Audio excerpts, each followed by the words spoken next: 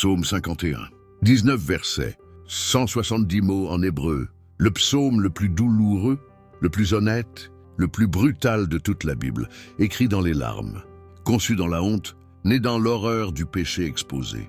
Mais voici la vérité bouleversante que personne ne vous a jamais dite. Le psaume 51 n'est pas juste une prière de repentance. C'est le code d'effacement divin, le protocole de réinitialisation spirituelle, la formule de renaissance totale. Vous avez péché. Gravement, vous êtes tombé. Profondément, vous avez tout gâché. Complètement. Ce psaume n'est pas un accident dans votre Bible. C'est une clé, un code d'accès. Une porte de sortie que Dieu a laissée ouverte même dans votre pire moment. Aujourd'hui, je vais déchirer tous les mensonges. Je vais vous montrer comment David, après avoir commis adultère et meurtre, a trouvé le chemin du retour. Parce que ce n'est pas une prière pour les petits péchés, c'est une bombe nucléaire de repentance pour les grands désastres. David n'a pas écrit ce psaume dans la méditation paisible. Il l'a écrit après que le prophète Nathan l'a confronté, après que son péché secret avec Bathsheba a été exposé publiquement, après qu'il a réalisé qu'il avait détruit des vies, tué un homme innocent, trahi Dieu. Ce psaume est né dans le dégoût de soi. Et c'est pour votre propre dégoût de vous-même qu'il a été préservé. Pour vous, pour maintenant. Pour ce moment où vous regardez dans le miroir et vous haïssez ce que vous voyez. Mais avant que je dévoile ce code de miséricorde explosive, faites 3 choses essentielles. Premièrement, likez cette vidéo maintenant, parce que quelqu'un dans votre entourage est détruit par la culpabilité et a besoin de ce message. Deuxièmement, abonnez-vous et activez la cloche. Les vérités que je vais partager vont libérer des captifs. Troisièmement, écrivez « Je me repens » dans les commentaires pour activer spirituellement ce code sur votre vie. Faites-le immédiatement. Je vais attendre. Voilà, maintenant préparez votre cœur, parce que ce que vous allez entendre va peut-être vous briser. Mais c'est dans cette brisure que la guérison commence. Donc restez jusqu'à la fin pour la prière finale, celle de votre guérison totale. Écoutons d'abord ce psaume dans toute sa douleur brute. Psaume 51. La parole de Dieu, non censurée, non adoucie. Contexte, au chef des chantres. Psaume de David. Lorsque Nathan le prophète vint à lui, après que David fut allé vers Bathsheba. Versets 1 et 2. Ô Dieu, aie pitié de moi dans ta bonté. Selon ta grande miséricorde, efface mes transgressions. Lave-moi complètement de mon iniquité et purifie-moi de mon péché. Versets 3 et 4. Car je reconnais mes transgressions, et mon péché est constamment devant moi. J'ai péché contre toi seul, et j'ai fait ce qui est mal à tes yeux, afin que tu sois trouvé juste dans ta sentence, sans reproche dans ton jugement. Verset 5. Voici, je suis né dans l'iniquité, et ma mère m'a conçu dans le péché. Verset 6. Mais tu veux que la vérité soit au fond du cœur. Fais donc pénétrer la sagesse au-dedans de moi. Verset 7. Purifie-moi avec l'hysope, et je serai pur. Lave-moi, et je serai plus blanc que la neige. Verset 8. Annonce-moi l'allégresse et la joie, et les eaux que tu as brisées se réjouiront. Verset 9. Détourne ta face de mes péchés, efface toutes mes iniquités. Verset 10. Ô Dieu, crée en moi un cœur pur, renouvelle en moi un esprit bien disposé. Verset 11. Ne me rejette pas loin de ta face, ne me retire pas ton Esprit Saint. Verset 12. Rends-moi la joie de ton salut, et qu'un esprit de bonne volonté me soutienne. Versets 13 et 14. J'enseignerai tes voies à ceux qui les transgressent, et les pécheurs reviendront à toi. Ô Dieu, Dieu de mon salut, délivre-moi du sang versé, et ma langue célébrera ta justice. Verset 15. Seigneur, ouvre mes lèvres, et ma bouche publiera ta louange. Versets 16 et 17. Si tu eusses voulu des sacrifices, je t'en aurais offert. Mais tu ne prends pas plaisir aux holocaustes. Les sacrifices qui sont agréables à Dieu, c'est un esprit brisé. Ô Dieu, tu ne dédaignes pas un cœur brisé et contrit. Versets 18 et 19. Répands par ta grâce tes bienfaits sur Sion. Bâtis les murs de Jérusalem. Alors tu agréeras des sacrifices de justice, des holocaustes et des victimes tout entières. Alors on offrira des taureaux sur ton autel. 19 versets de douleur pure, mais aussi 19 versets d'espoir radical. Maintenant, décodons ce que Dieu a caché dans cette prière de rédemption. Commençons par les versets 1 et 2. Ô Dieu, ayez pitié de moi dans ta bonté. David ne commence pas par des excuses, pas par des justifications, pas par des explications. Il commence par un cri de miséricorde, pitié, en hébreu, chanant. Faire grâce, montrer faveur à quelqu'un qui ne la mérite pas. Code numéro 1. La repentance commence par demander ce que vous ne méritez pas. Vous ne méritez pas la miséricorde. C'est tout le concept. Si vous la méritiez, ce ne serait pas de la miséricorde, ce serait de la justice. David comprend ça. Il ne dit pas « j'ai droit à ton pardon ». Il dit « aie pitié ». Gratuitement, immérité, par pure grâce, dans ta bonté. En hébreu, chesed, l'amour loyal, l'amour d'alliance, l'amour qui ne change pas même quand l'autre trahit. C'est l'amour le plus profond de Dieu, celui qui dépasse la logique, qui transcende la justice. God bonté, Dieu vous aime même quand vous êtes au pire de vous-même. Vous pensez que votre péché a annulé son amour? Non, son chesed est plus profond que votre échec. Plus fort que votre trahison, plus grand que votre honte. C'est un amour d'alliance qui reste même quand vous partez. Selon ta grande miséricorde, efface mes transgressions. David utilise maintenant un autre mot, miséricorde. En hébreu, racham. Les entrailles, les compassions profondes, l'amour maternel viscéral. Le genre d'amour qui ne peut pas abandonner même quand l'enfant a tout détruit. Et remarquez, ta grande miséricorde. Pas ta petite miséricorde. David sait que son péché est énorme. Alors il fait appel à une miséricorde proportionnelle. Grande miséricorde pour grand péché. Code proportionnalité. Peu importe la taille de votre péché, la miséricorde de Dieu est plus grande. Vous avez péché gravement? La miséricorde est plus grave. Vous avez chuté profondément? La miséricorde est plus profonde. Vous avez échoué massivement? La miséricorde est plus massive. Il n'y a pas de péché qui dépasse la capacité de pardon de Dieu. Efface mes transgressions. Efface, en hébreu, matcha. Effacer complètement. Comme on efface une écriture sur une tablette, jusqu'à ce qu'il ne reste aucune trace, aucune marque, aucun résidu. Code effacement. Dieu ne couvre pas votre péché, il l'efface totalement. Il ne met pas juste un voile dessus. Il ne le cache pas dans un coin. Il l'efface, comme si ça n'avait jamais existé. Comme si ça n'était jamais arrivé. Effacement total, complet, permanent. Transgressions. En hébreu, pécha, la rébellion intentionnelle. Pas une erreur, pas un accident, une trahison consciente. David ne minimise pas. Il appelle son péché par son vrai nom, rébellion. Lave-moi complètement de mon iniquité. Deuxième supplication, lave-moi. En hébreu, kaba. Lave une frottant faute. Comme on lave du linge sale, en battant, en frottant, en nettoyant profondément. Pas un rinçage superficiel, un lavage intensif, complètement. Littéralement en hébreu, multiplie de me laver, encore et encore, plusieurs fois. Parce qu'une fois ne suffit pas, le péché a pénétré profondément. Il faut un lavage répété, intense, complet. Iniquité, en hébreu, avon. La perversion, la torsion, le mal qui déforme. David utilise un troisième mot pour le péché, parce qu'un seul mot ne suffit pas à décrire l'horreur de ce qu'il a fait, et purifie-moi de mon péché. Troisième supplication, purifie, en hébreu, taher, rendre rituellement pur, décontaminer, enlever, la souillure qui rend inapte au service. C'est un terme sacrificiel, cérémoniel, spirituel, mon péché. En hébreu, shatar, manquer la cible. L'échec moral. David utilise maintenant un quatrième mot, parce qu'il veut être sûr que tout est couvert, toutes les dimensions de son péché. Code triple supplication. La vraie repentance utilise tous les mots disponibles pour décrire le péché.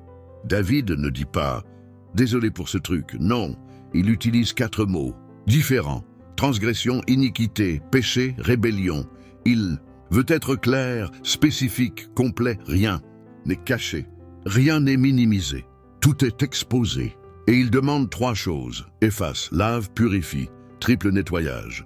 Parce qu'il sait que la souillure est profonde, multidimensionnelle, il faut un nettoyage total, à tous les niveaux.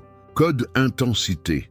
La repentance proportionnelle à la gravité du péché active un nettoyage proportionnel. Si vous avez péché légèrement, une repentance simple suffit. Mais si vous avez péché gravement, alors vous avez besoin de cette intensité davidique, cette supplication triple, cette utilisation de tous les mots, cette demande de nettoyage complet, le code de la reconnaissance totale, versets 3 et 4. Car je reconnais mes transgressions. Reconnaître. En hébreu, yada, connaître intimement, profondément, personnellement. Pas juste admettre intellectuellement, mais connaître dans ses entrailles, sentir, comprendre, posséder. Code reconnaissance. Vous ne pouvez pas être pardonné pour ce que vous ne reconnaissez pas. Tant que vous niez, Dieu ne peut pas guérir. Tant que vous justifiez, la miséricorde ne peut pas opérer. Tant que vous minimisez, le pardon reste bloqué. La reconnaissance est la porte d'entrée de la restauration. Et mon péché est constamment devant moi. Constamment. En hébreu, tamid, continuellement, sans pause, sans répit. David ne peut pas l'oublier. Il le voit partout, le matin, le soir, la nuit. Son péché le hante, le poursuit, le torture. Code Huntis. La conviction du Saint-Esprit vous rend incapable d'échapper à votre péché. Ce n'est pas de la condamnation démoniaque, c'est de la conviction divine. La différence? La condamnation vous écrase sans solution. La conviction vous presse vers la solution. David est hanté, mais cette hantise le pousse vers Dieu, pas loin de Dieu. J'ai péché contre toi seul. Attendez, quoi? Contre toi seul? Mais David a couché avec Bathsheba. Il a tué Uri, il a détruit des familles. Comment peut-il dire contre toi seul? Code de verticalité.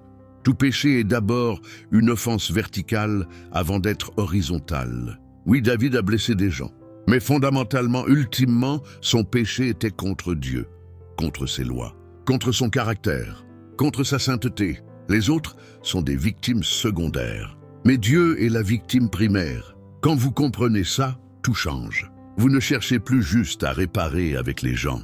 Vous cherchez d'abord à réparer avec Dieu, parce que c'est lui que vous avez le plus offensé. C'est son cœur que vous avez le plus brisé. Et j'ai fait ce qui est de mal à tes yeux, pas selon les standards humains, pas selon la culture, selon tes yeux, Seigneur. David prend Dieu comme juge, comme référence, comme standard, afin que tu sois trouvé juste dans ta sentence. Voilà qui est radical.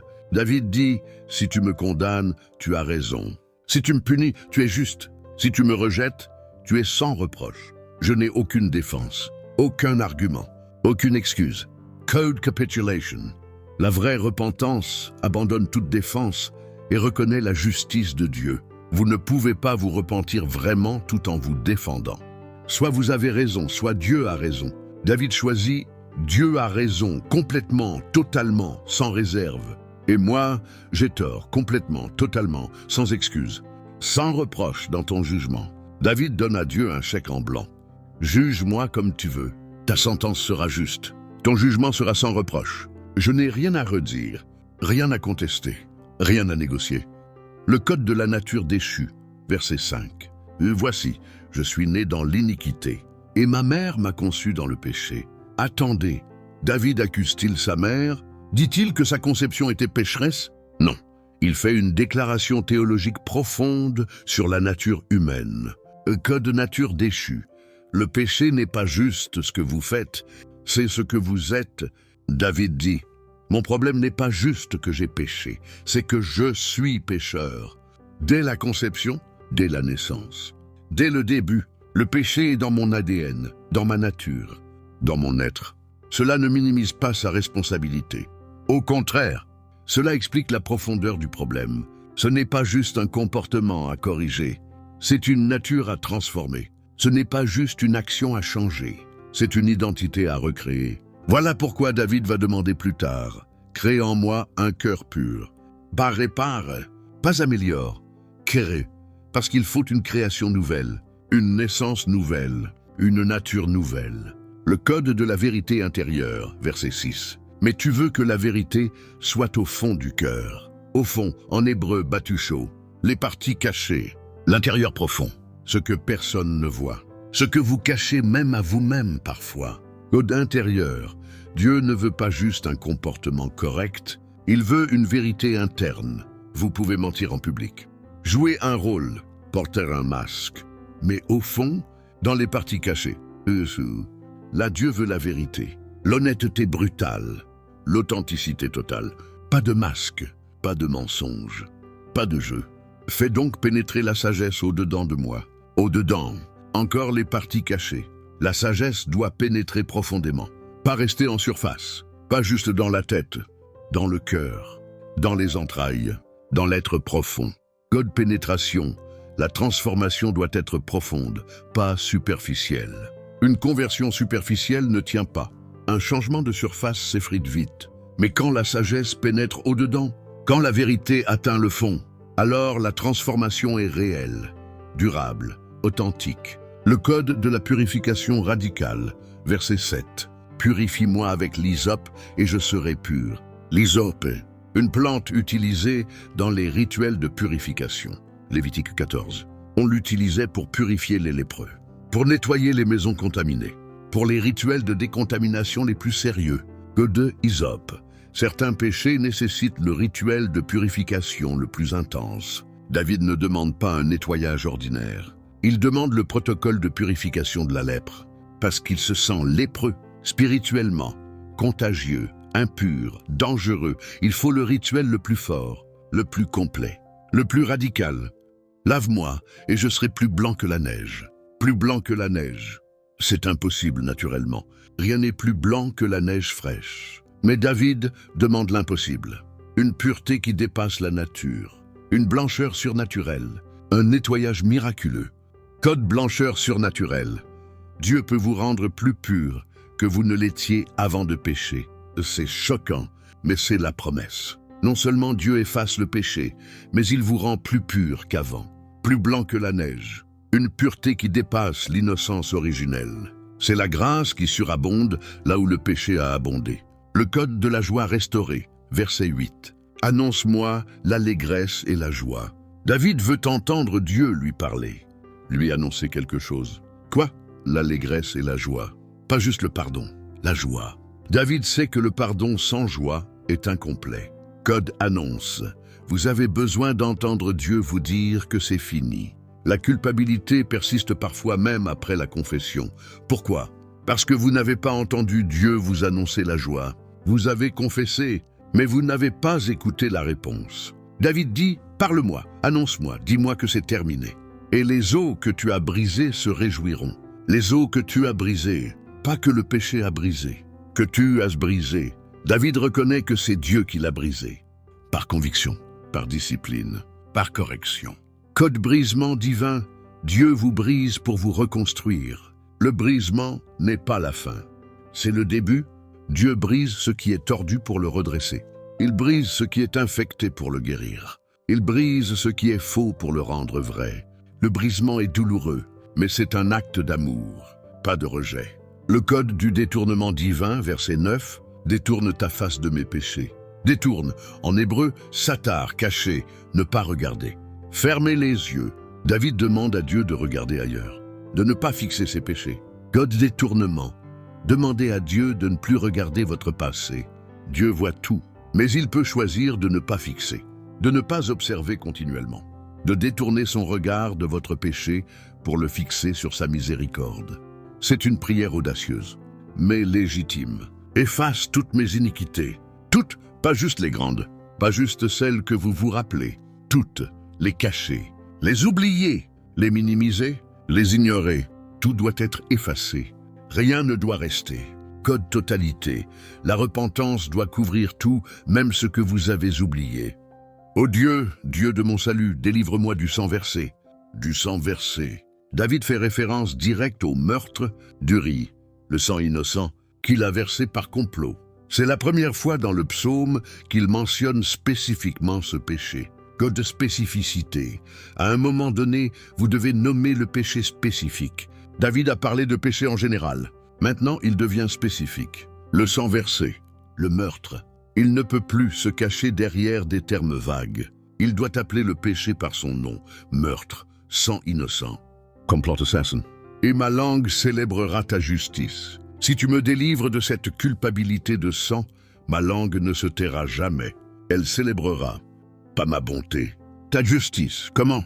En étant juste alors que je suis coupable. En me pardonnant quand je mérite la mort, en me restaurant quand je mérite la destruction. Le code de l'ouverture divine, verset 15. Seigneur, ouvre mes lèvres.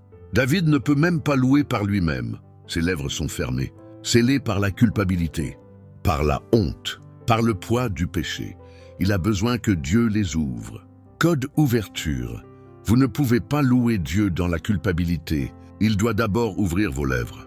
Quand vous êtes écrasé par le péché, même la louange devient impossible. Vos lèvres sont lourdes, votre bouche est fermée. Vous avez besoin d'une intervention divine pour simplement pouvoir parler, pour pouvoir louer, pour pouvoir témoigner. Et ma bouche publiera ta louange. Quand tu ouvriras mes lèvres, je ne me tairai pas. Ma bouche publiera, proclamera, déclarera ta louange. Pas la mienne, la tienne, pour ce que tu as fait, pour la miséricorde que tu as montrée, pour le miracle de restauration. Le code du sacrifice spirituel, versets 16 et 17. Si tu eusses voulu des sacrifices, je t'en aurais offert. David est prêt à tout donner. Des taureaux, des béliers, des holocaustes. Tout ce que le système sacrificiel exige, il aurait tout offert. Mais il sait quelque chose de profond. Mais tu ne prends pas plaisir aux holocaustes. Les sacrifices d'animaux ne suffisent pas. Ils sont des symboles, des ombres, mais pas la réalité. Dieu veut quelque chose de plus profond, de plus personnel, de plus coûteux. Les sacrifices qui sont agréables à Dieu, c'est un esprit brisé. Voilà le vrai sacrifice. Pas un animal. Votre esprit, brisé, contrit, humilié, c'est ça qui monte vers Dieu comme un parfum agréable. Pas la fumée des holocaustes, la fumée de votre cœur brisé. Code sacrifice. Ce que Dieu veut, c'est votre cœur brisé, pas vos performances religieuses. Le code de la création nouvelle, verset 10. Ô Dieu, crée en moi un cœur pur. Kéréu, en hébreu, bara. Le même mot utilisé dans Genèse 1, verset 1. Au commencement, Dieu créa les cieux et la terre. C'est le mot de la création ex nihilo, de rien, de zéro. Code création. Vous ne pouvez pas réparer votre vieux cœur. Vous avez besoin d'un nouveau. David ne dit pas « répare mon cœur »,« améliore mon cœur »,« nettoie mon cœur ». Non, crée, fais-en un nouveau, de zéro, parce que l'ancien est trop endommagé, trop corrompu, trop cassé. Il ne peut pas être réparé. Il doit être remplacé. C'est la promesse d'Ézéchiel 36. Verset 26. « Je vous donnerai un cœur nouveau, et je mettrai en vous un esprit nouveau.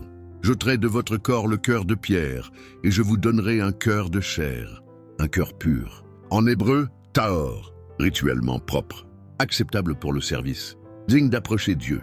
David veut un cœur qui peut s'approcher du trône, servir dans le temple, fonctionner dans la présence divine. Renouvelle en moi un esprit bien disposé. Renouvelle, en hébreu, shadash, rendre nouveau, rafraîchir, régénérer. Encore un mot de transformation profonde. Pas juste ajuster, renouveler complètement. Un esprit bien disposé. En hébreu, rosh nakon, littéralement, un esprit ferme, stable, établi, qui ne vacille pas. David sait que son esprit a été instable, faible, facilement tenté. Il veut un esprit nouveau, fort, ferme. God stabilité. Après la chute, vous avez besoin d'une nouvelle force intérieure. Vous ne pouvez pas juste vous relever avec votre ancienne force. Elle a échoué. Vous avez besoin d'une force nouvelle, divine, surnaturelle, qui vient de Dieu, pas de vous. Le code de la présence préservée, verset 11. Ne me rejette pas loin de ta face. La plus grande terreur de David, plus grande que la mort, plus grande que la honte publique, plus grande que la perte du royaume. Être rejeté loin de la face de Dieu, perdre l'accès à sa présence. Code présence. Votre plus grande peur doit être la perte de la présence divine. Si vous craignez plus les conséquences terrestres que la perte de Dieu, vous n'avez pas encore compris. David a tout compris. Il peut perdre le royaume, la réputation, la famille, mais pas la face de Dieu, pas la présence, pas l'accès. Ne me retire pas ton Esprit Saint. Ton Esprit Saint, en hébreu, ruach kodsheka, ton souffle de sainteté, ta présence spirituelle. David se souvient de Saül, quand l'Esprit de Dieu s'est retiré de lui. 1 Samuel 16, verset 14. Et Saül est devenu un homme vide, tourmenté, détruit. God esprit, la pire punition n'est pas la mort, c'est le retrait de l'esprit. David Supply, ne fais pas de moi un Saül, ne me vide pas de ta présence. Je préfère mourir avec ton esprit que vivre sans lui. C'est une prière de désespoir, mais aussi de priorités correctes. Remarquez, sous l'ancienne alliance, l'esprit pouvait être retiré. Saül l'a perdu. Mais sous la nouvelle alliance, Jean 14, verset 16, Jésus dit « Il vous donnera un autre consolateur, afin qu'il demeure avec vous pour toujours. » L'esprit ne part plus, il demeure pour toujours. Le code de la joie du salut, verset 12. « Rends-moi la joie de ton salut. Rends-moi. » David l'avait, il l'a perdue. Maintenant, il veut qu'elle revienne. La joie du salut. Pas juste le salut, la joie du salut. On peut avoir le salut sans la joie. C'est l'état de beaucoup de chrétiens. Sauvés mais misérables. Pardonnés mais sans joie. Que de joie. Le salut sans joie est incomplet. Dieu ne veut pas juste que vous soyez sauvés. Il veut que vous soyez joyeux d'être sauvés. Que vous célébriez, que vous dansiez, que vous exultiez. Le fils prodigue est revenu et le père fait une fête. Pas un interrogatoire, une fête, et qu'un esprit de bonne volonté me soutienne. Un esprit de bonne volonté. En hébreu, ruach nediva. Littéralement, un esprit généreux, volontaire, qui donne librement. David veut un esprit qui sert Dieu, non par obligation, mais par désir, par amour, par choix joyeux. Code volonté. Après la restauration, vous devez servir par désir, pas par devoir. Le service forcé est esclavage. Le service volontaire est adoration. David veut être restauré à un point où il sert Dieu, non parce qu'il doit, mais parce qu'il veut. Non par peur du jugement, mais par amour de la grâce. Le code du témoignage futur, versets 13 et 14. J'enseignerai tes voies à ceux qui les transgressent. Voilà un vœu puissant. Quand tu me restaureras, je ne me cacherai pas. Je n'aurai pas honte. J'enseignerai publiquement, ouvertement, à qui? Aux transgresseurs, à ceux qui sont comme j'étais, aux pécheurs, aux tombés, aux brisés. God témoignage. Votre restauration n'est pas juste pour vous, mais pour ceux qui viendront après. Dieu vous restaure pour que vous puissiez enseigner les autres, pour que votre histoire devienne leur espoir, pour que votre miracle devienne leur foi. Vous n'êtes pas restauré pour vous cacher. Vous êtes restauré pour témoigner et les pécheurs reviendront à toi. Résultat de votre témoignage, les pécheurs reviendront. Pas à vous, à toi Dieu. Votre histoire de restauration créera un pont pour que d'autres reviennent aussi. Votre miracle ouvrira la porte pour leur miracle. Ô Dieu, Dieu de mon salut, délivre-moi du sang versé. Du sang versé. David fait référence directe au meurtre d'Uri, le sang innocent qu'il a versé par complot. C'est la première fois dans le psaume qu'il mentionne spécifiquement ce péché. Code de spécificité. À un moment donné, vous devez nommer le péché spécifique. David a parlé de péché en général. Maintenant, il devient spécifique. Le sang versé, le meurtre. Il ne peut plus se cacher derrière des termes vagues. Il doit appeler le péché par son nom. Meurtre, sang innocent. Complot assassin. Et ma langue célébrera ta justice. Si tu me délivres de cette culpabilité de sang, ma langue ne se taira jamais. Elle célébrera, pas ma bonté. Ta justice, comment? En étant juste alors que je suis coupable, en me pardonnant quand je mérite la mort, en me restaurant quand je mérite la destruction. Le code de l'ouverture divine, verset 15. Seigneur, ouvre mes lèvres. David ne peut même pas louer par lui-même. Ses lèvres sont fermées, scellées par la culpabilité, par la honte, par le poids du péché. Il a besoin que Dieu les ouvre. Code ouverture. Vous ne pouvez pas louer Dieu dans la culpabilité. Il doit d'abord ouvrir vos lèvres. Quand vous êtes écrasé par le péché, même la louange devient impossible. Vos lèvres sont lourdes, votre bouche est fermée. Vous avez besoin d'une intervention divine pour simplement pouvoir parler, pour pouvoir louer, pour pouvoir témoigner. Et ma bouche publiera ta louange. Quand tu ouvriras mes lèvres, je ne me tairai pas. Ma bouche publiera, proclamera, déclarera ta louange. Pas la mienne, la tienne, pour ce que tu as fait, pour la miséricorde que tu as montrée, pour le miracle de restauration. Le code du sacrifice spirituel, versets 16 et 17. Si tu eusses voulu des sacrifices, je t'en aurais offert. David est prêt à tout donner. Des taureaux, des béliers, des holocaustes. Tout ce que le système sacrificiel exige, il aurait tout offert. Mais il sait quelque chose de profond. Mais tu ne prends pas plaisir aux holocaustes. Les sacrifices d'animaux ne suffisent pas. Ils sont des symboles, des ombres. mais pas la réalité. Dieu veut quelque chose de plus profond, de plus personnel, de plus coûteux.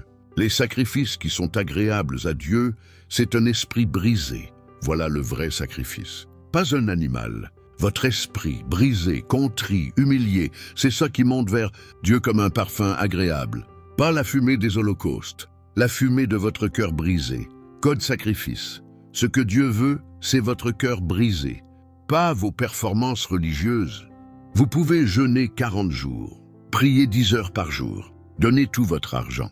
Mais si votre cœur n'est pas brisé, si vous n'êtes pas contrit, si vous n'êtes pas humble, Dieu n'est pas impressionné. Il veut le cœur brisé, le cœur qui reconnaît sa faillite totale. Ô Dieu, tu ne dédaignes pas un cœur brisé et contrit. Ne dédaigne pas. En hébreu, lotiv zé, tu ne mépriseras pas, tu ne rejetteras pas, tu ne tourneras pas le dos. C'est une promesse, une garantie, un serment divin. Code garantie. Si vous venez avec un cœur brisé, Dieu ne peut pas vous rejeter. C'est impossible pour lui, contre sa nature. Il peut résister aux orgueilleux. Jacques 4, verset 6. Mais il ne peut pas résister aux brisés, aux contrits, aux humbles. C'est une loi spirituelle. Un cœur brisé a accès automatique au trône. Le code de la restauration collective, versets 18 et 19. Répands par ta grâce tes bienfaits sur Sion.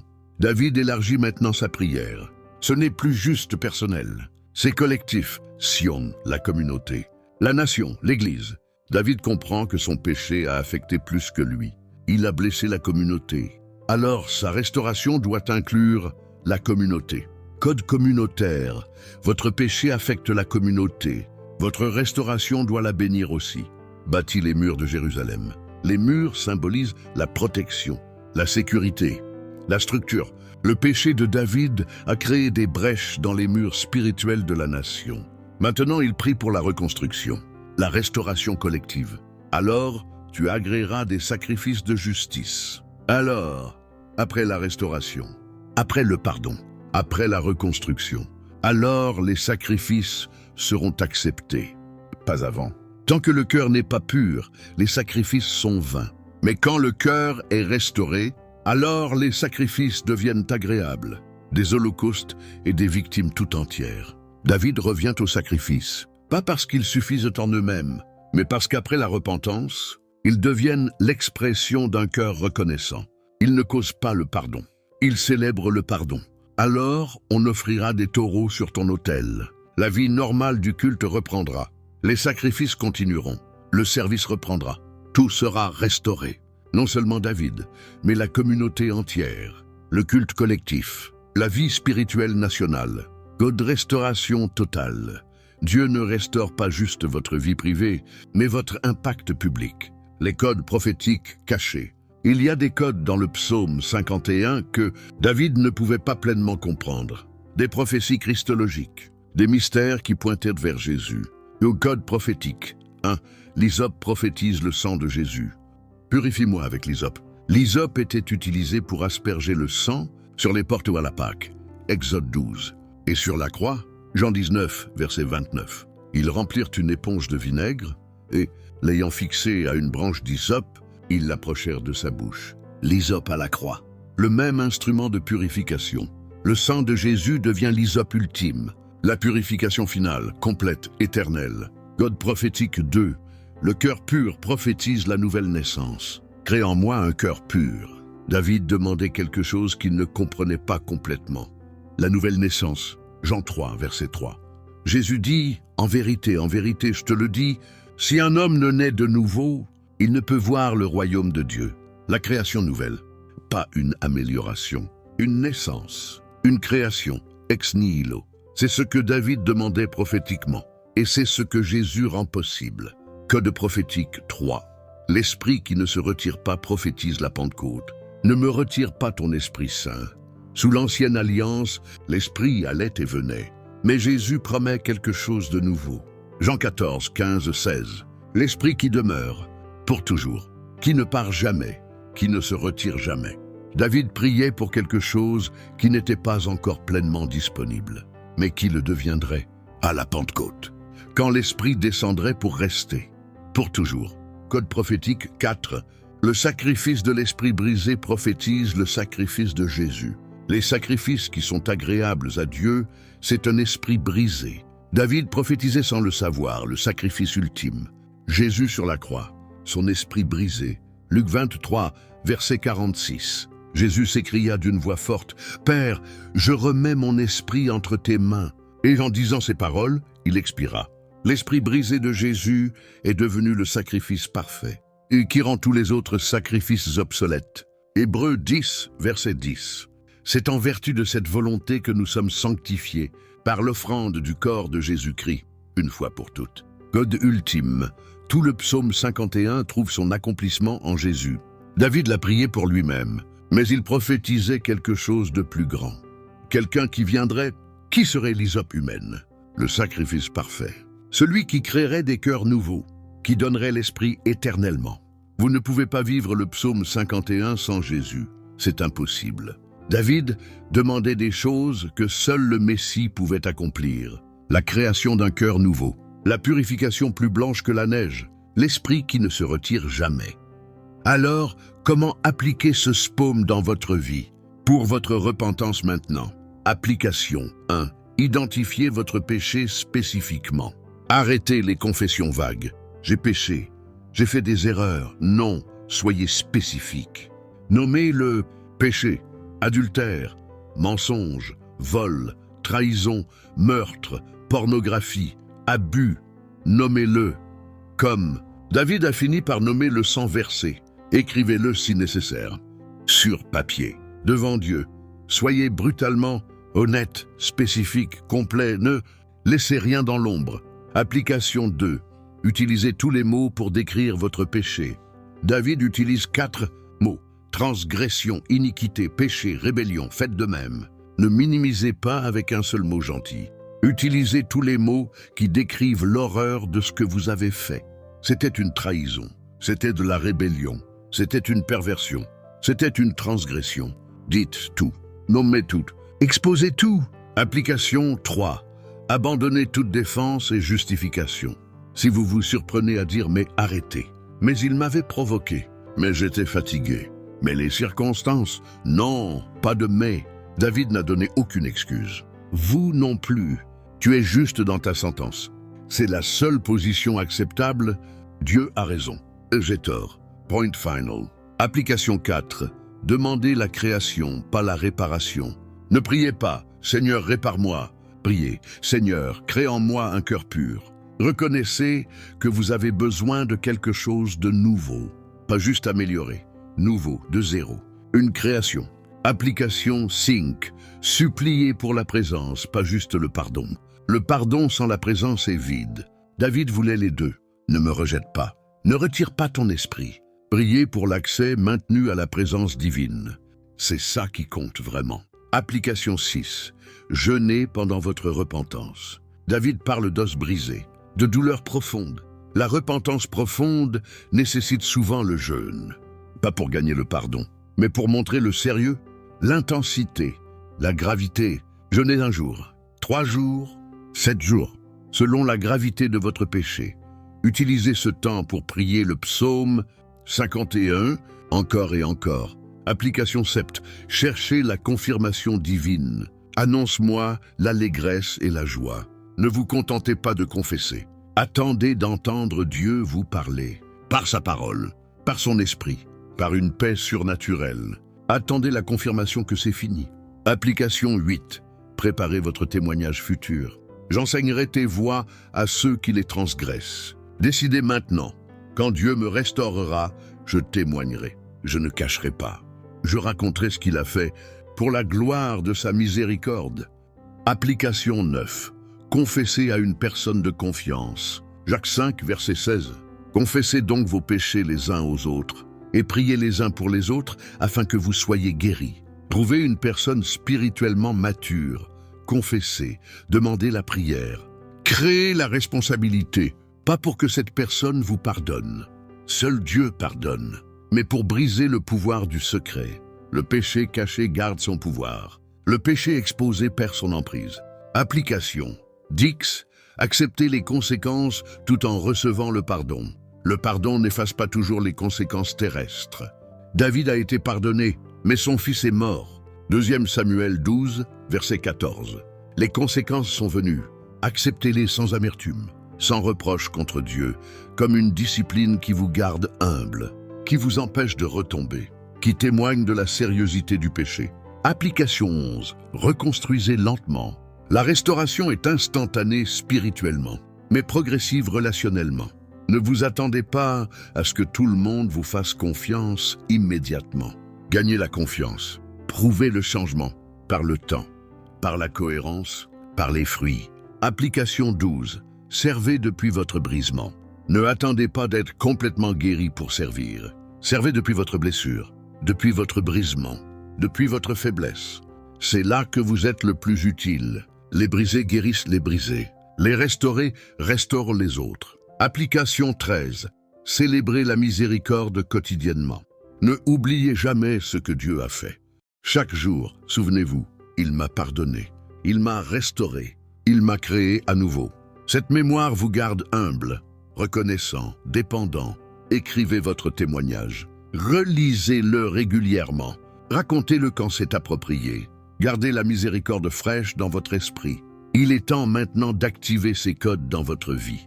Cette prière n'est pas à écouter passivement. C'est à prier activement, à voix haute, avec des larmes si elles viennent, avec un cœur brisé, avec une honnêteté brutale. Priez avec moi maintenant. Ô Dieu, aie pitié de moi. Je ne mérite rien. Je suis coupable, totalement, complètement, sans excuse. Mais tu es un Dieu de miséricorde, de bonté, de grâce. Et c'est sur cette base que je viens, pas sur mes mérites, sur ta miséricorde. Selon ta grande miséricorde, efface mes transgressions. Elles sont énormes, graves, multiples, mais ta miséricorde est plus grande, plus profonde, plus forte. Efface, complètement, totalement, comme si ça n'avait jamais existé. Lave-moi complètement de mon iniquité.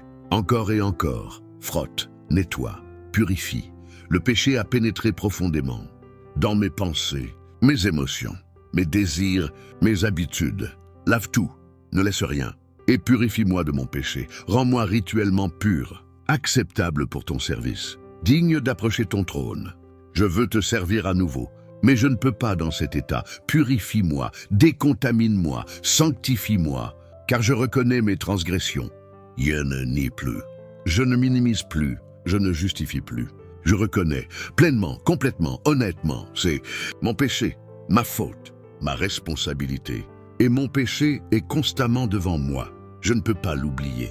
Je ne peux pas l'ignorer. Il me hante, me poursuit, me torture. C'est bien, c'est ta conviction. Continue, jusqu'à ce que je sois complètement repentant. J'ai péché contre toi seul. Oui, j'ai blessé des gens, mais c'est toi que j'ai le plus offensé, ton cœur que j'ai le plus brisé, ta sainteté que j'ai le plus violée. Pardonne-moi, Père, pardonne-moi. Et j'ai fait ce qui est mal à tes yeux. Pas selon mes standards, pas selon la culture, selon tes yeux. Et tu as raison de me juger. Tu es juste dans ta sentence, sans reproche, dans ton jugement. Je n'ai aucune défense. Je suis né dans l'iniquité. Le péché est dans ma nature. Depuis le début, ce n'est pas une excuse, c'est une explication de la profondeur du problème. Je ne peux pas me sauver moi-même. Je ne peux pas me changer moi-même. J'ai besoin de toi. Tu veux que la vérité soit au fond du cœur. Alors voilà la vérité brutale. Sans masque, sans mensonge, j'ai blessé, j'ai trahi, fait pénétrer la sagesse au-dedans de moi. Pas juste dans ma tête, dans mon cœur, dans mes entrailles, dans la partie cachée, que je comprenne la gravité, les conséquences, la folie de mon péché. Purifie-moi avec l'hysope et je serai pur. Le rituel le plus intense, la purification la plus complète. Pour le péché le plus grave, utilise l'hysope divine. Le sang de Jésus, c'est ma seule espérance. Lave-moi et je serai plus blanc que la neige. Fais l'impossible. Donne-moi une pureté surnaturelle. Plus blanche que la neige, plus pure que l'innocence. C'est ta promesse. Je la réclame maintenant. Annonce-moi l'allégresse et la joie. Parle-moi, dis-moi que c'est fini, que tu m'as pardonné, que c'est terminé. J'ai besoin d'entendre ta voix, ton annonce, ta confirmation. Parle, Seigneur. Ton serviteur écoute, et les os que tu as brisés se réjouiront. Tu m'as brisé par conviction, par discipline, par amour. C'était douloureux, mais nécessaire. Maintenant, fais se réjouir ses eaux. Restaure la joie, la danse, la célébration. Détourne ta face de mes péchés. Ne les regarde plus, ne les fixe plus. Tourne ton regard ailleurs, vers ta miséricorde, vers ton amour, vers ta grâce, pas vers mon péché. Efface toutes mes iniquités, pas juste les grandes, toutes les cacher, les oublier, les minimiser, celles dont je ne me souviens même plus. Efface tout, nettoie complètement. Ô Dieu, crée en moi un cœur pur, pas répare, crée un nouveau de zéro, parce que l'ancien est trop endommagé, trop corrompu, trop cassé, créant un nouveau, pur, saint, acceptable. Renouvelle en moi un esprit bien, disposé, fort, ferme, stable, qui ne vacille pas à la première tentation, qui ne s'effondre pas à la première pression. Un esprit nouveau, divin, surnaturel. Ne me rejette pas loin de ta face. Ma plus grande terreur, plus que la mort, plus que la honte, perdre ta face, perdre ta présence, perdre l'accès à toi. Non, Seigneur, tout m'est pas ça. Garde-moi près de toi. Ne me retire pas ton Esprit Saint, qu'il demeure en moi pour toujours, qu'il ne parte jamais, qu'il reste même quand je tombe, même quand j'échoue, parce que sans lui je suis vide, mort, perdu. Rends-moi la joie de ton salut. Je l'avais, je l'ai perdu, maintenant je la veux de retour. La joie, pas juste le salut. La joie du salut, la célébration, la danse, l'allégresse, rends-la moi, et qu'un esprit de bonne volonté me soutienne. Que je te serve non par peur mais par amour, non par obligation mais par désir, non parce que je dois mais parce que je veux. Donne-moi cet esprit, généreux, volontaire, joyeux. J'enseignerai tes voies à ceux qui les transgressent. Je promets maintenant, quand tu me restaureras, je témoignerai, je ne cacherai pas. Je raconterai ce que tu as fait, comment tu m'as pardonné, comment tu m'as restauré, comment tu m'as recréé. Et les pécheurs reviendront à toi. Mon témoignage créera un pont. Mon miracle ouvrira une porte. Ma restauration inspirera d'autres à revenir. Utilise-moi, même dans ma faiblesse, même dans mon brisement. Ô Dieu, Dieu de mon salut, délivre-moi du sang versé, du péché spécifique, de la chose horrible que j'ai faite. Délivre-moi de la culpabilité, du poids, de l'horreur. Lave-moi de ce sang. Et ma langue célébrera ta justice, pas ma bonté, ta justice. Comment tu peux être juste en me justifiant? Comment tu peux être saint en me sanctifiant? Comment tu peux être pur en me purifiant? C'est un mystère, mais je le célébrerai. Seigneur, ouvre mes lèvres. Elles sont fermées par la honte, par la culpabilité, par le poids. Je ne peux pas les ouvrir moi-même. Ouvre-les par ta grâce, par ta puissance, par ton esprit. Et ma bouche publiera ta louange. Quand tu ouvriras mes lèvres, je ne me tairai pas. Je louerai publiquement, ouvertement, bruyamment ta louange pour ta miséricorde, pour ton pardon, pour ta restauration. Les sacrifices qui sont agréables à Dieu, c'est un esprit brisé. Voilà mon sacrifice. Mon esprit brisé, contrit, humilié, je n'ai rien d'autre à t'offrir. Pas d'argent, pas de performance, pas de bonnes œuvres.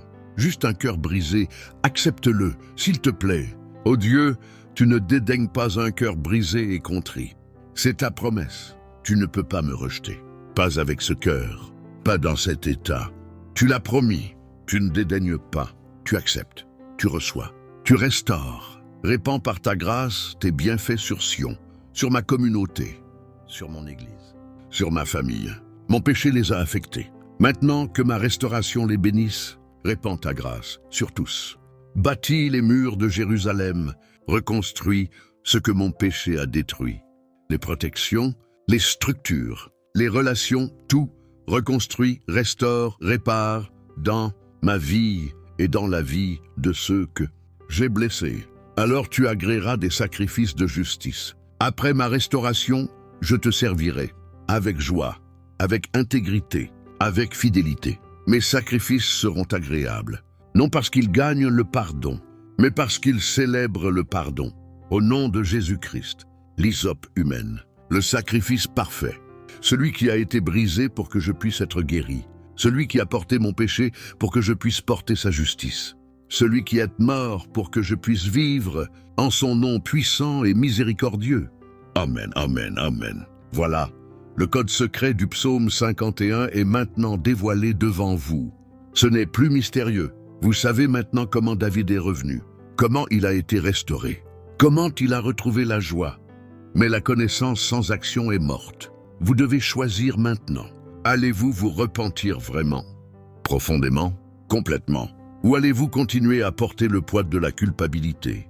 Si cette révélation vous a touché, ne gardez pas le silence. Écrivez dans les commentaires « Je me repens », 3 mots simples, mais puissants, qui déclarent publiquement votre décision, qui créent la responsabilité, qui activent la grâce. Si vous avez prié la prière d'activation avec sincérité, écrivez « Dieu m'a pardonné », même si vous ne le sentez pas encore. Déclarez-le parfois, parce que c'est vrai. Si vous vous êtes repenti avec un cœur brisé, Dieu a pardonné. C'est garanti. Partagez cette vidéo avec quelqu'un qui est écrasé par la culpabilité. Quelqu'un qui pense que son péché est trop grand. Quelqu'un qui a perdu l'espoir. Quelqu'un qui croit que Dieu ne peut plus l'aimer. Partagez.